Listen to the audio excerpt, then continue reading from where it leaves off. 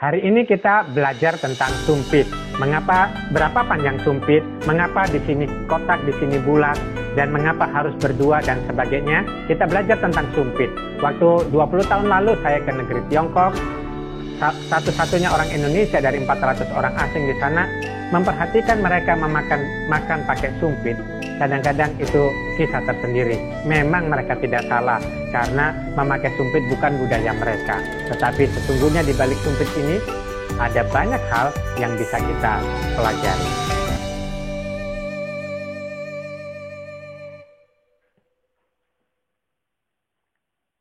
Baca Ping An, Ken Wo, Lei Wei Ye Ti Xiong. Salam damai sejahtera bersama saya Hendra Ray. Kali ini saya ingin membahas tentang sumpit. Ya, ada sumpit besi. Sekarang ini banyak dipakai oleh orang-orang Korea. Juga ada sumpit dari keramik, ada sumpit dari kayu, dan ada sumpit dari bambu. Nah, ada dua penemuan besar tentang sumpit. Yang pertama tahun 1930 ditemukan sumpit-sumpit dari dinasti Shang, yaitu di provinsi Henan, Anhui, dan Yunnan. Dan yang kedua adalah tahun 1993 sampai 1995, dalam 2 tahun itu ditemukan sumpit yang lebih kuno, yaitu dari dinasti Xia. Jadi ditemukan di daerah Kaoyang atau provinsi Jiangsu. Nah, sumpit ini menurut keyakinan orang Tiongkok pertama kali digunakan oleh seorang pendiri dinasti Xia, Xia Chao de Huangdi, yaitu yang bernama Da Yu. Ya, Da Yu itu pada waktu musim banjir besar, kira-kira hidup tahun dinasti ini kira-kira dari 2100 sampai 1600 sebelum Masehi. Pada waktu banjir besar, Da Yu ini sulit mau makan pakai apa. Lalu dia temukan makanan dan dia ambil ranting, lalu dia memakainya dan itu dipakai untuk makan. Jadi orang heran kenapa raja itu makan pakai ranting. Lalu raja itu berkata, Ji bu ke se bu zai lai, artinya manfaatkan waktu sesuatu dengan baik, sebab waktu dan sesuatu belum tentu datang yang kedua kali. Nah, mari kita belajar tentang sumpit. Ya, sumpit ini disebut Zheng Shuang Zheng Dui. Zheng Shuang Zheng Dui. Artinya hidup itu berpasang-pasangan. Hidup itu tidak mungkin sendirian. Kita manusia butuh orang lain, dan keberadaan kita dari orang lain hingga kita bisa sampai saat ini, kita ada pun untuk bisa menjadi manfaat bagi orang lain. Jadi melalui filosofi Zheng Shuang Zheng Dui, bagaimana kita bersikap, bagaimana kita berada di tengah orang lain, itu penting kita miliki untuk bisa hidup di dalam dunia ini. Belajarlah untuk tidak gampang menyalahkan orang lain, dan belajarlah untuk bisa lebih menghargai orang lain, karena kita sampai saat ini dari orang lain dan butuh orang lain. Misalnya, orang tua, guru, dipakai oleh Tuhan sampai kita bisa pada hari ini. Dan kita ada juga untuk orang lain.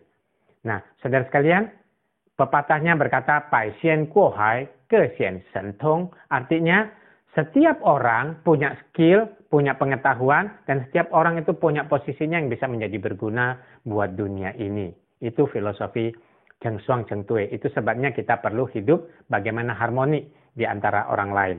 Yang kedua, sumpit itu kita perhatikan ujung sumpit itu bulat dan belakang sumpit itu kotak. Jadi kotak bulat. Ya, jadi belakang kotak, depan bulat. Itu disebut juga Tianyuan Tifang. Tianyuan Tifang artinya Tianyuan itu artinya langit. Jadi langit itu bulat, artinya kalau kita mengikut Tuhan, kalau kita itu hidup di dalam dunia, kita perlu tahu bahwa ada Tuhan yang mengendalikan dunia ini. Dan mengikut Dia harus secara utuh, secara penuh, secara bulat. Dan hidup di dalam dunia ini, tempat langit mencurahkan berkatnya, itu harus tifang. Artinya hidup di dalam dunia ini harus punya kelapangan hati. Ya, jadi harus punya kelapangan hati. Lalu kita memegang sumpit, waktu kita makan, kita pegang di tengah-tengahnya. Kita makan sumpit seperti ini. Ya, kita makan seperti ini. Nah, kita pegang. Jadi hidup kita itu harus memiliki keseimbangan antara jasmani dan rohani. Jangan kita sibuk mengejar hal-hal duniawi yang menyenangkan kita, memuaskan kita, tapi kita lupa bahwa kita ini memiliki unsur rohani, yaitu bahwa kita ini perlu Tuhan.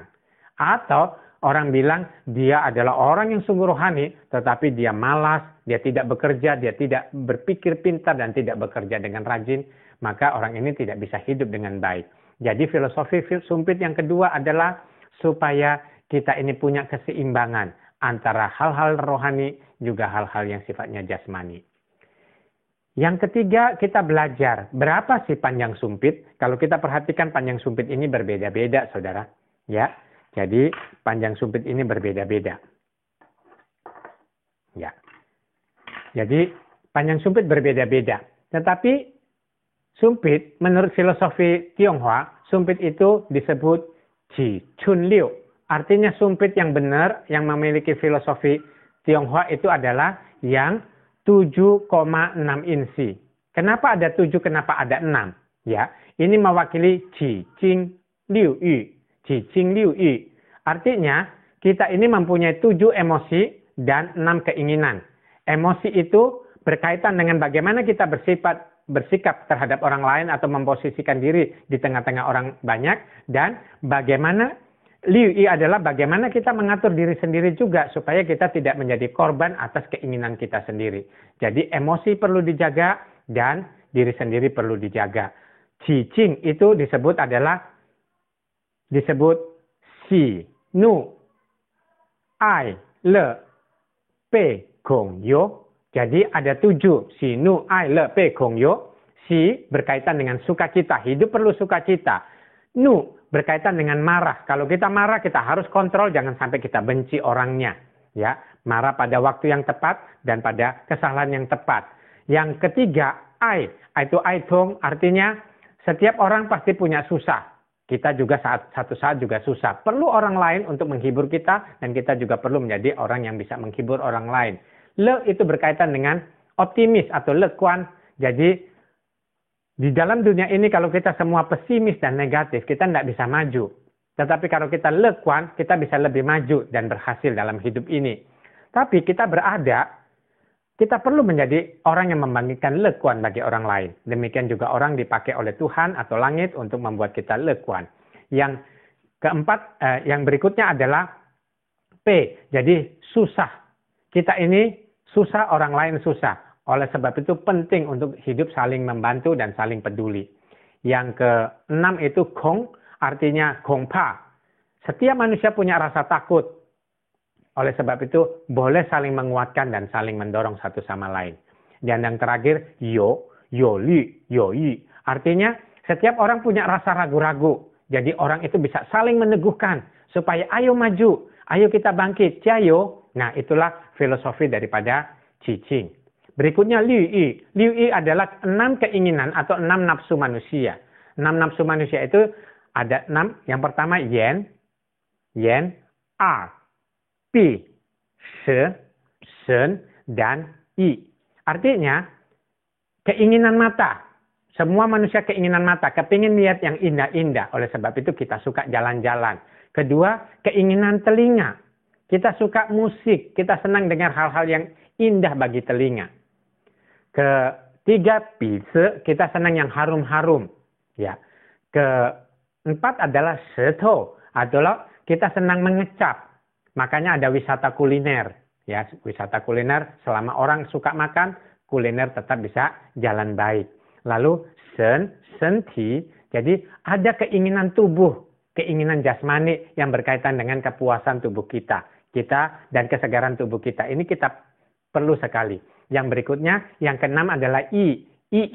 Jadi kita punya keinginan untuk menjadi berarti, keinginan untuk dihargai. Nah, penting sekali mengontrol keinginan ini supaya tidak merugikan diri kita sendiri. Nah, saudara sekalian, salah satunya budaya etnis Tionghoa yang paling luhur, salah satunya adalah budaya memakai sumpit atau filosofi sumpit. Sumpit adalah salah satu alasan mengapa orang itu mengenal negeri China. Jadi kalau ingat China, ingat etnis Tionghoa, ingat sumpitnya. Dan karena itu, yang terakhir kita perlu belajar dari sumpit. Sumpit ini mengingatkan kita, Pao Rong Ping Xu. Jadi hidup bersama perlu menjaga keharmonisan dan keseimbangan. Dan Pau Rong Sin bahwa kita perlu toleran untuk bisa hidup di dalam dunia ini. Karena tidak semua orang mengerti kita dan kita tidak mungkin bisa mengerti semua orang.